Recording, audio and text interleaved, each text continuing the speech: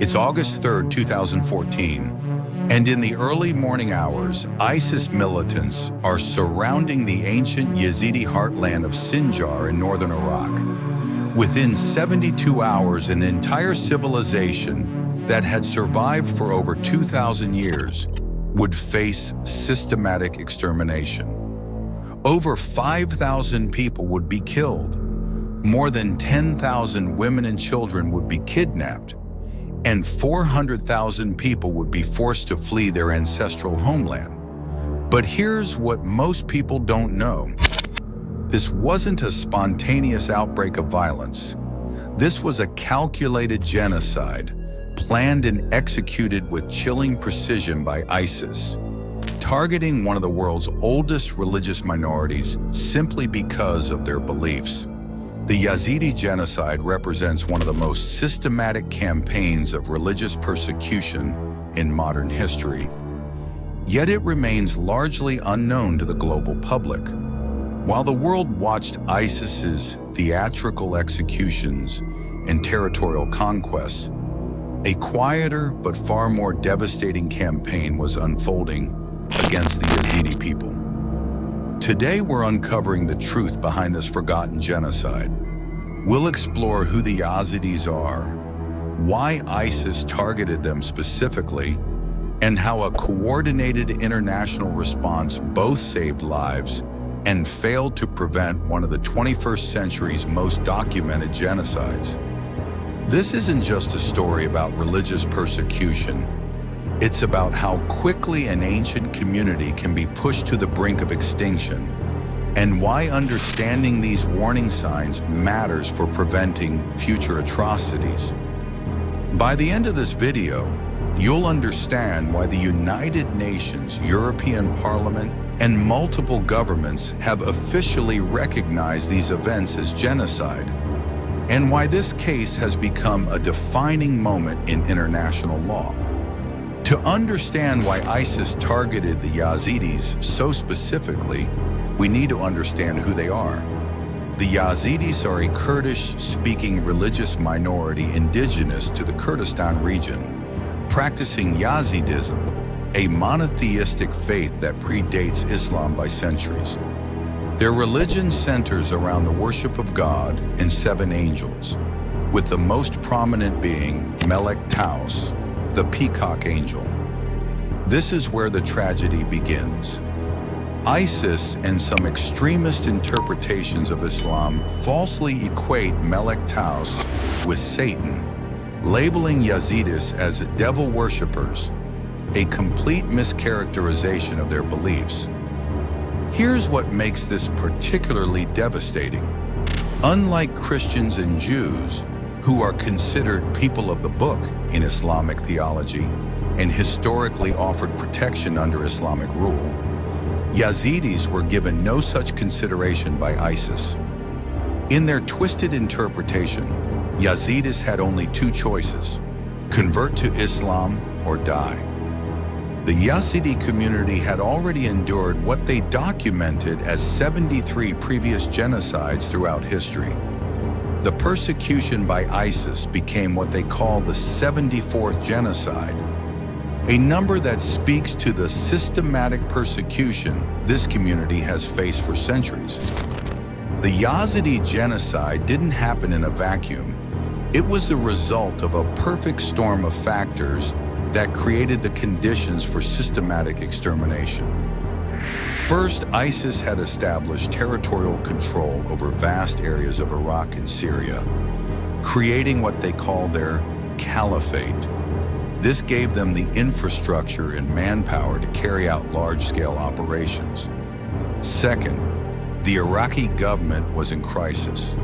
The withdrawal of U.S. forces, combined with sectarian tensions and political instability, had left security gaps that ISIS exploited. But here's the critical factor that many overlook.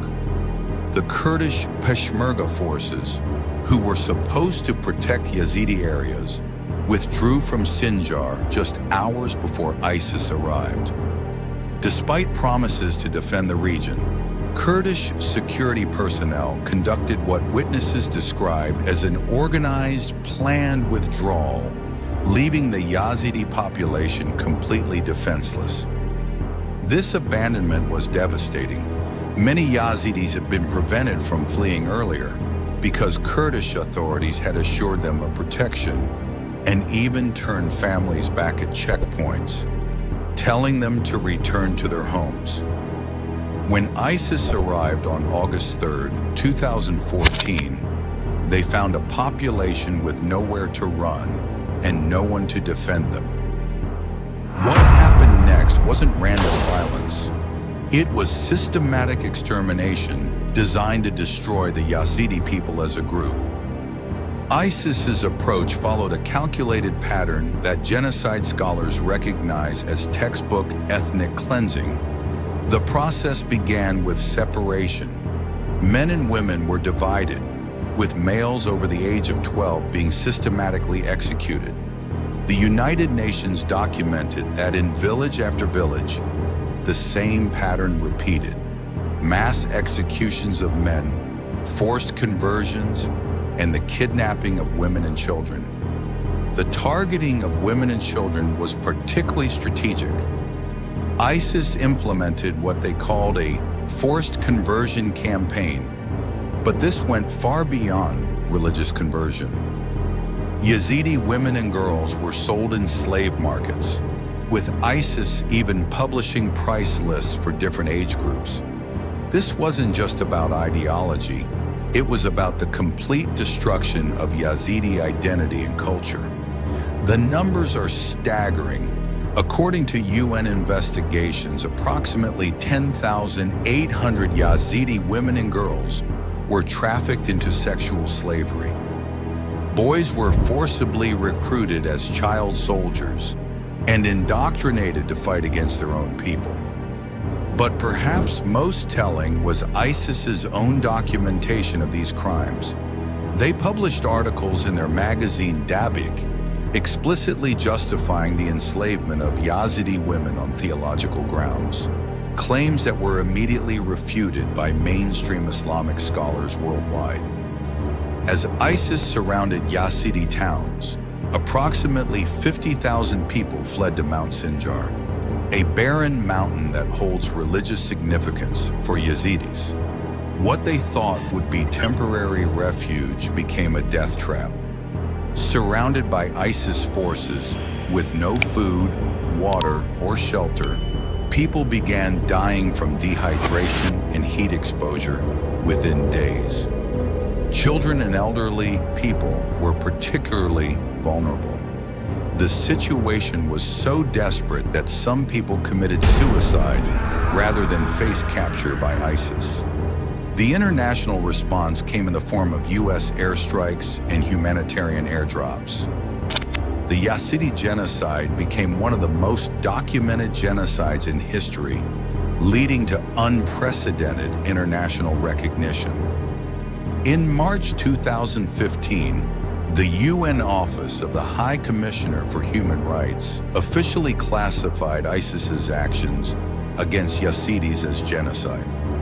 This was followed by recognition from the European Parliament, the US Congress, the British Parliament, and governments including Canada, France, Germany, Belgium, Netherlands, and Armenia. In 2021, the United Nations investigative team definitively concluded that ISIS's actions constituted genocide. But recognition is one thing, justice is another. While some ISIS members have been prosecuted in European courts, the vast majority of perpetrators remain unpunished. Thousands of Yazidi women and children are still missing, and many survivors continue to live in refugee camps nearly a decade later. The case has led to important legal precedents, including Germany's prosecution of ISIS members for genocide and crimes against humanity. It has also sparked discussions about the international community's responsibility to protect vulnerable minorities. Today, the Yazidi community faces an uncertain future. While ISIS has been territorially defeated, only about 15% of displaced Yazidis have returned to Sinjar. The region remains unstable, caught between competing Iraqi and Kurdish authorities, and continues to face security threats, including Turkish airstrikes targeting PKK positions. Many survivors have been resettled in countries like Germany and Canada through special programs. But this diaspora represents a potential end to the Yazidi presence in their ancestral homeland. For a community that practices endogamy, marriage within the group, geographic dispersion poses an existential threat to their cultural survival. The psychological trauma continues as well. Survivors deal with PTSD, family separation, and the challenge of rebuilding their lives while still searching for missing relatives. The Yazidi genocide stands as a stark reminder of how quickly an ancient community can be pushed to the brink of extinction. In just 3 years, ISIS nearly succeeded in destroying a civilization that had survived for millennia. But this story also demonstrates the power of international solidarity and the importance of calling genocide by its name. The unprecedented speed of international recognition, from the first UN reports to formal genocide declarations, shows that the international community can act when presented with clear evidence. The question that remains is whether we've learned the lessons necessary to prevent such atrocities in the future. The Yazidi genocide didn't happen because the world didn't know. It happened despite extensive documentation and real-time reporting.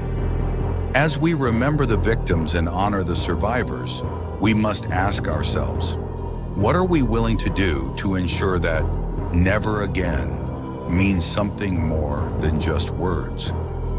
The Yazidi genocide raises difficult questions about international intervention and the responsibility to protect vulnerable minorities. What do you think are the most important lessons we should learn from this tragedy? How can the international community better prevent such systematic persecution in the future? Share your thoughts in the comments below. And if this video helped you understand this important but often overlooked genocide, please consider subscribing. Next week, we'll explore how genocide survivors are working to rebuild their communities and seek justice through international courts. Until the next, farewell.